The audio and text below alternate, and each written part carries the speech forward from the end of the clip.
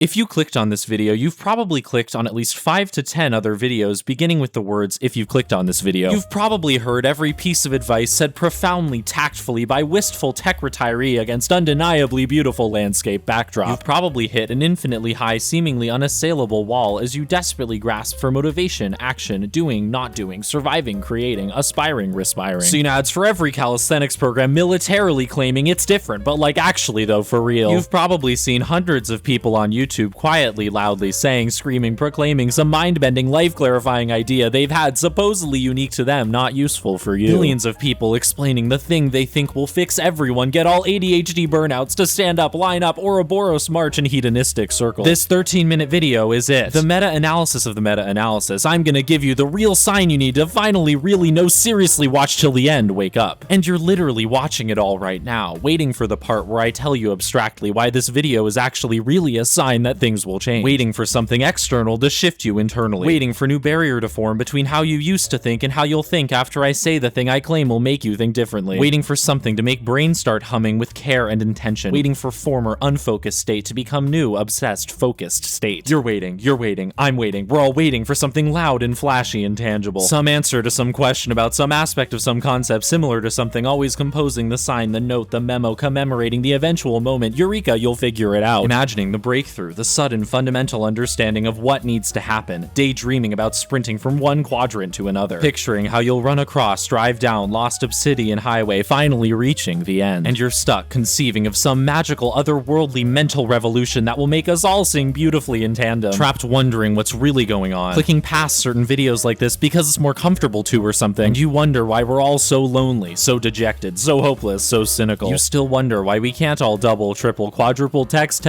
everyone else onto infinity, and you don't see the reality of this beautiful, cheerful, bewildering, ironic, iconic moment we circumstantially, inevitably, factually, brutally inhabit, occupy, linger in. You don't see the raspberry plastic flexibility of the future, question mark. You don't see that right here, right now, I am typing, actually I'm talking, actually I'm editing, actually I'm uploading, actually you're watching, you're commenting, you're following causation, I'm following causation, we all cause, and we can't stop causing, but we can't stop thinking we're not causing at all. We're so obsessed with pretending that nothing we do is anything, despite how it seems like everything we do is deafening, dissonant splatter of noise, wow signaling, dotted line signing, we're human. And oh look, here we are, here's the sign, the thing promised in the title, teased in the thumbnail, musical language, colorfully painting emotional picture, drive a Pinto, eat pimento, memento mori, moreover, transform, change, experience, become, use the power of language, irrationally emote, feel World War II pain, imagine nuclear World War III winter, I took literally 2 zeptoseconds to write this, one flew east, one flew west, zap brain nutrition. I keep actively imagining thousands of us muttering in wheelchairs on the streets, thousands of us empty, apathetic, begging for scraps, lacking masks with straps, thousands of us groveling, drooling. Give me your unorganized huddled masses, your unorganized huddled masses, keep them unorganized, don't let them see this, don't let them realize